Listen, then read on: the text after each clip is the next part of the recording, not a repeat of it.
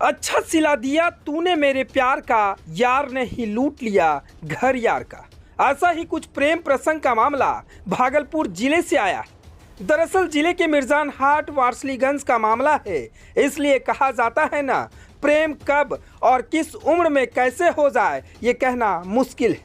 तभी तो लोग भी कहते हैं जब कैद में आया मजनू तो कटघरे में लैला ने बदल लिया बयान, बेवफा निकल गई प्रेमिका। तो अब प्रेमी है सलाखों के पीछे। हुआ यूं कि 17 वर्षीय प्रेमिका काजल और 20 वर्षीय प्रेमी यश एक ही मोहल्ले में रहा करते थे।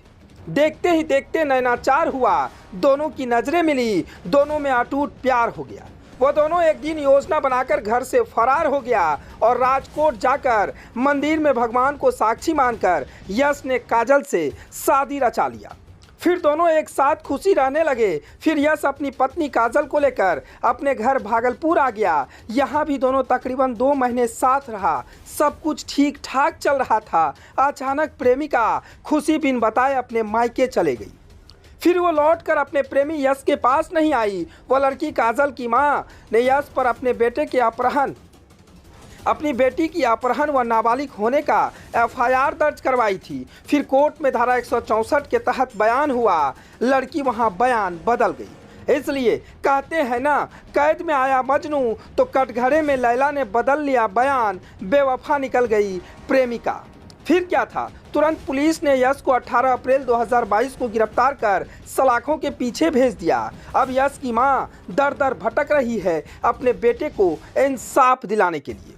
मां का कहना है कि मेरे बेटे को जेल से निकाला जाए, उसका कोई गुनाह नहीं है, दोनों ने प्रेम किया था, फिर अपहरण की बात कहां से आ रही है। यश की मां कहती है अगर मेरा बेटा दोषी है तो मेरे बहू काजल को भी शादी करके यहीं लाया था और इसके लिए उसे भी क्यों नहीं सजा दी गई। वहीं प्रेमी की मां हर दिन उच्च पदाधिकारियों के चक्कर काट रही है। उनका एक ही कहना है कि हमें इंसाफ चाहिए। अगर मेरे बेटे निर्दोष हैं तो उसे जेल में ही रखिए, अगर सही है तो फिर बहू को भी जेल के सलाखों के पीछे भेजिए, क्योंकि दोनों ने प्रेम प्रसंग किया था और दोनों की मर्जी से विवाह हुआ। 2 महीने तक ठीक ठाक रहा। फिर 164 के बयान में वो बयान बदल गई। वो कैसा, इसकी जाँच होनी चाहिए और जो निर्दोष है उसे फंसाया जा रहा है। इसलिए हम उच्च पदाधिकारियों के यहाँ आकर दर दर भटक रहे हैं, इंसाफ मांग रहे हैं। मेरे बेटे को इंसाफ दीजिए, मेरे बेटे को जेल से बाहर निकालिए। Bureau report, ABC news, Bhagalpur.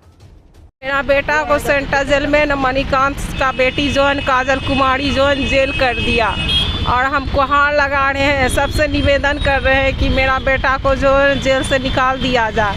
मेरा बेटा उसको लड़की से शादी ब्याह किया, लेकिन जो है ना वो लड़की कहती है कोर्ट में बयान दे करके कि लड़का जो है ना, हम 15 दिन दोस्त था, हम घूमने फिरने गए थे, लेकिन जो है ना वो कह रही है कि हमारा वो रिश्तेदार है दोस्त। मामला क्या है? मामला ही है कि हमारा बेटा से वो शादी की और फंसा रही है कि जगह ज़मीन लिखो तब तुम्हारा बेटा को छोड़ाएंगे, नहीं तो नहीं छोड़ाएंगे। जगह ज़मीन मेरे नाम से नहीं है और हम जो है गुहार लगा रहे हैं कि मेरा बेटा गलत नहीं है और शादी की है, तुम मेरे घर में रह सकती है बेटा पुतौ बन करके। लड़की नहीं रह रही है? नहीं रह रही है सर।